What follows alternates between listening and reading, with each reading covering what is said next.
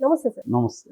Sir tea time Uday ఆయన పైన దుబాయ్‌లో కేసు ఉంది అని చెప్పేసి అంటున్నారు. కానీ ఈ ఉదయ్ అనే వ్యక్తి ఎంపీ అభ్యర్థి జనసేన నుంచి. సో ఇది కాకినాడలో పెద్ద దెబ్బ పడే అవకాశం ఉంది పవన్ కళ్యాణ్‌కి అని చెప్పేసి చాలామంది మాట్లాడుకుంటున్నారు కూడా.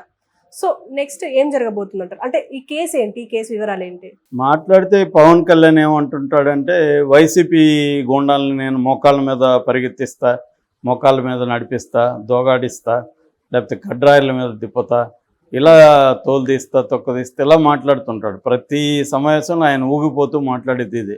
ఆయన వస్తే ఆయన ఏమి అభివృద్ధి చేస్తాడనేది ఇప్పటివరకు నేను వినలేదు స్పీచ్లో. ఎంతసేపు వైసీపీ వాళ్ళని ఎలా హింసిస్తాను అనేది ఆయన చెప్తున్నాడు. మరి అట్లాంటప్పుడు వైసీపీ వాళ్ళు వీళ్ళని హింసించడంలో ఇబ్బంది ఏముంది? నువ్వు కూడా అదే కదా చేస్తావు. సో వాళ్ళు అదే చేస్తున్నారని చెప్పేటప్పుడు నేను అది చేయను, నేను లీగల్గా వెళ్తానని చెప్పాలి. కానీ మోకాళ్ళ మీద ఇతను ఎలా నిలబెట్టిస్తాడు ఎవరినైనా? ఇతను ఏమన్నా స్కూల్లో టీచరా? స్కూల్లో టీచర్ నిలబెడితేనే సస్పెండ్ చేస్తున్నారు ఇవాళ. సో ఇలా మాట్లాడుతుంటాడు. ఇప్పుడు అతనికి ఒక పెద్ద ప్రాబ్లం వచ్చింది. అదేంటంటే పవన్ కళ్యాణ్కి బాగా ఫండ్ ఇచ్చి పవన్ కళ్యాణ్ ఆ వారాహి వెహికల్ని ఇచ్చింది కూడా ఇతనే అని చెప్తున్నారు. తంగిళ్ళ ఉదయ్ శ్రీనివాస్ ఇతని పేరు. సో ఇతను ఇప్పుడు అఫిడవిట్ ఒకటి బయటకు వచ్చింది, అతను సబ్మిట్ చేశాడు కాబట్టి ఎలక్షన్ కమిషన్కి. ఆ అఫిడవిట్లో కొన్ని అబద్ధాలు ఉన్నాయనేది వైసీపీ వాళ్ళు బయటికి తీశారు. సో దాంతో ఆ క్యాండిడేట్ మీద వైసీపీ కొంత గ్రౌండ్ వర్క్ చేసింది, ఇన్వెస్టిగేషన్ చేసి కొన్ని విషయాలను బయటపెట్టింది. ఫస్ట్ ఏంటంటే అతని ఎడ్యుకేషన్. మొన్నటి వరకు అతను ఏం చెప్తున్నాడు అంటే, నేను ఎలక్ట్రికల్ ఇంజనీరింగ్ అండ్ కమ్యూనికేషన్స్ చేశాను, అది కూడా టీఆర్ఆర్ ఇంజనీరింగ్ కాలేజీలో చదివాను. దాని తర్వాత నేను దుబాయ్కి వెళ్ళి అక్కడ సాఫ్ట్వేర్ ఇంజనీర్గా పనిచేశాను. అక్కడ నాకు నేను అనేక వ్యాపారాలు చేశాను. ఆ డబ్బులతో టీ టైమ్ అనే ఒక చైన్ షాపుల్ని నేను టీ షాపుల్ని పెట్టాను, అది సక్సెస్ అయింది అనేది ఆయన చెప్పుకుంటూ వచ్చాడు. కానీ అఫిడవిట్లో ఏం చూపించాడంటే ఆయన చదువు ఇంటర్మీడియట్. సో వీడి ఇంటర్మీడియట్తో సాఫ్ట్వేర్ జాబ్ ఎలా చేశాడు అని వాళ్ళకి డౌట్ వచ్చింది. దాంతో వీళ్ళు ఇన్వెస్టిగేట్ చేశారు. ఇన్వెస్టిగేట్ చేస్తే దుబాయ్లో ఇతను సాఫ్ట్వేర్ ఉద్యోగం చేయలేదు. ఇతను యాక్చువల్గా అక్కడ క్రికెట్ బుకీగా ఉన్నాడు. బుకీగా ఉండి బెట్టింగ్లో వ్యాపారం చేశాడు, దాంట్లో డబ్బులు సంపాదించాడు. అట్లాగే అక్కడ కొన్ని బ్యాంకులకి పెద్ద ఎత్తున లోన్లు ఎగ్గొట్టి ఇండియా పారిపోయి వచ్చేసి ఇక్కడ టీ టైం అని పెట్టి అతనికి రేపు పొద్దున ఏమన్నా ప్రాబ్లమ్స్ వస్తే పొలిటికల్గా సర్కిల్ డెవలప్ కావాలి కాబట్టి మెల్లగా పవన్ కళ్యాణ్ అండజేరి పవన్ కళ్యాణ్ కొంత ఫండ్ ఇవ్వడం, పవన్ కళ్యాణ్కి ఆ వెహికల్ ఇవ్వడం, ఇలా చేసి పవన్ కళ్యాణ్ని బుట్టలో వేసుకొని ఇప్పుడు ఎంపీగా పోటీ చేస్తున్నాడు. ఎందుకు ఎంపీగా పోటీ చేస్తున్నాడంటే నేషనల్ వైడ్ రేపు సెంట్రల్లో అతనికి పరుపుతుంటే ఈ కేసుల నుంచి ఎస్కేప్ అవ్వచ్చు అనేది అతని ప్లాను అన్న ఒక నెరేటివ్ని తీసుకొచ్చారు. దీనికి సంబంధించి ఆల్రెడీ దుబాయ్ గవర్నమెంట్ లుకౌట్ నోటీసులు కూడా ఇష్యూ చేసిందని ఆ లుకౌట్ నోటీసులను కూడా వీళ్ళు సోషల్ మీడియాలో షేర్ చేస్తున్నారు. ఇది ఎంత నిజము ఎంత అబద్ధం అనేది తెలియదు. బట్ ఇప్పటివరకు దీని మీద పవన్ కళ్యాణ్ స్పందించలేదు.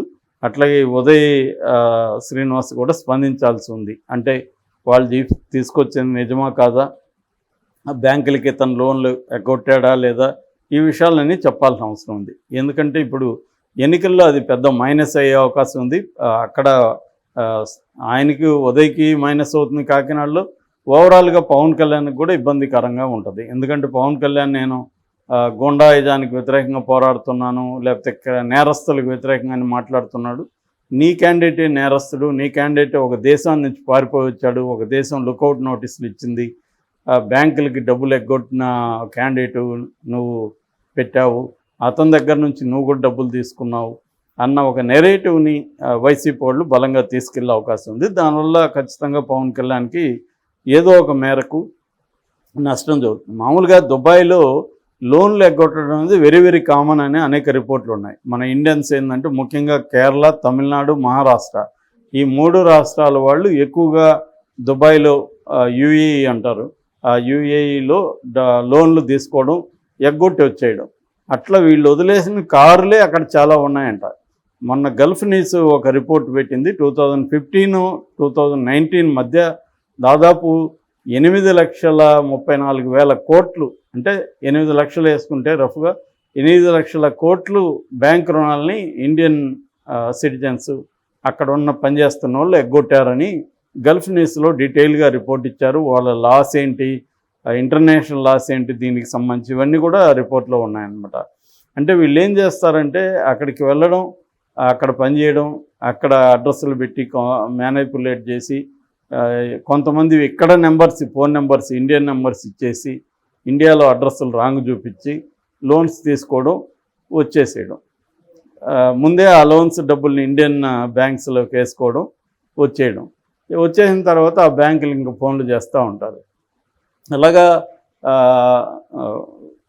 చాలామంది ఈవెన్ తెలుగు రాష్ట్రాల వాళ్ళు కూడా ఇదే పని చేస్తున్నారనే రిపోర్టు దాంట్లో వచ్చిందనమాట. సో అయితే ఎక్కువగా చేస్తుండేది ఈ 3 రాష్ట్రాలు, కేరళ, తమిళనాడు, మహారాష్ట్ర. మనకు తెలుసు ఎక్కువగా ఉండేది కేరళ వాళ్ళు. అక్కడ వీళ్ళైతే వ్యాపారాలు కూడా చేస్తారు. అక్కడ వ్యాపారం చేయాలంటే అక్కడ వాళ్ళ పేరుతోనే చేయాలి. ఎవరైనా వాళ్ళలో ఎవరినో పట్టుకోవడం, వాళ్ళకి డబ్బులు ఇచ్చేయడం, వాళ్ళ పేరుతో వ్యాపారం స్టార్ట్ చేయడం, ఆ వ్యాపారం పేరుతో లోన్లు తీసుకొని వీళ్ళు పారిపోయిచ్చేయడం, ఇట్లాంటివి చాలా చేస్తున్నారు. అంటే 8 లక్షల కోట్లు అంటే ఇట్స్ నాట్ ఏ జోక్ అనమాట. సో అలాగా ఉదయ్ శ్రీనివాస్ కూడా ఇలాగే చేశాడు. పెద్ద ఎత్తున లోన్లు బ్యాంకుల నుంచి తీసుకొని ఎస్కేప్ అయిపోయి వచ్చేసాడు. ఎందుకంటే ఇక్కడలాగా ఇక్కడ మన క్రిమినల్ కేసులు అనేవి తక్కువ. మనకు తెలిసి ఇప్పుడు సుజనా చౌదరి ఉన్నాడు, బ్యాంక్ లోన్లు ఎగ్గొట్టి ఆయన ఇప్పుడు ఎమ్మెల్యేగా చేస్తున్నాడు. సీఎం రమేష్ ఉన్నాడు, ఎంపీగా చేస్తున్నాడు. రఘురామకృష్ణరాజు ఉన్నాడు, ఎంపీగా చేస్తున్నాడు, ఎమ్మెల్యేగా చేస్తున్నాడు. ఇలాగ చాలామంది ఉన్నారు.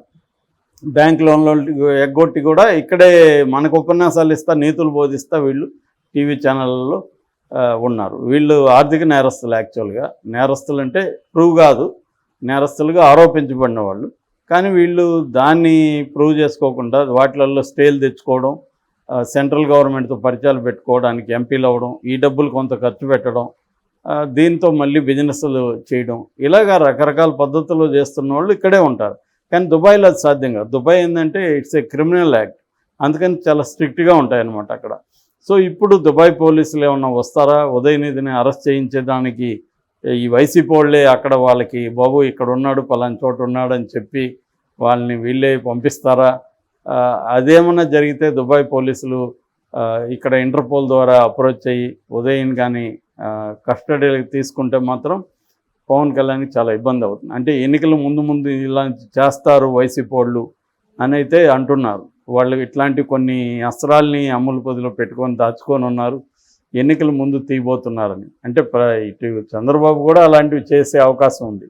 అంటే రెండు వైపులు కూడా ఏదో ఒక బ్యాంగ్ ఇచ్చి జనాల్లో దాన్ని పెద్ద ఎత్తున ఎలక్షన్ ముందు తీసుకొని వెళ్ళి దాంతో గెలవాలని ఇటు కూటమి అటు వైసీపీ కూడా అనుకుంటున్నాయి. దీనికి కారణం ఏంటంటే బాగా టఫ్గా ఉన్న సిచ్యువేషన్ కాబట్టి ఏదో ఒక బ్యాంగ్ కావాలి, బిగ్ బ్యాంగ్ కావాలి. సో మామూలుది జోల్ట్ సరిపోదు, సెన్సేషన్ కావాలి. అలాంటిది ఇప్పుడు వైసీపీకి ఉదయ్ శ్రీనివాస్ ఇష్యూ దొరికింది. సో ఉదయ్ శ్రీనివాస్ అక్కడ ఏ బ్యాంకులకి కొట్టాడు అవన్నీ కూడా వాళ్ళు కలెక్ట్ చేస్తున్నారని చెప్తున్నారు. ఆల్రెడీ లుకౌట్ నోటీసులు అయితే వాళ్ళు షేర్ చేస్తున్నారు. నేను కూడా లుకౌట్ నోటీస్ చూశాను. కానీ లుకౌట్ నోటీస్ని ఆన్లైన్ మనం ఇప్పుడు క్రియేట్ చేయడం కూడా పెద్ద కష్టమేం కాదు. సో అది నిజంగానే లుకౌట్ నోటీసా, నిజంగా అయినా బ్యాంకులో లోన్ ఎగ్గొట్టి వచ్చాడా అనేది తెలియాలి. అది కానీ ప్రూవ్ అయితే నిజమైతే మాత్రం వైసీపీ వాళ్ళు అయితే దాన్ని వదిలిపెట్టరు. ఎందుకంటే పవన్ కళ్యాణ్ మీద అన్ని అస్త్రాలు వైసీపీ ట్రై చేస్తుంది. సో వదిలిపెట్టరు. కాబట్టి ఉదయ్కి ఒకవేళ చేస్తుంటే మాత్రం ఉదయ్కి కష్టాలే, పవన్ కళ్యాణ్ కూడా కష్టాలే వస్తాయి ఖచ్చితంగా. అంత ముందు అరెస్ట్ చేస్తే మాత్రం ఇబ్బంది. కాకపోతే మోడీ ఇప్పుడు వాళ్ళకి అనుగుణంగా ఉన్నాడు కాబట్టి మోడీ అనుకుంటే ఆపగలరు, సెంట్రల్ బీజేపీ అనుకుంటే.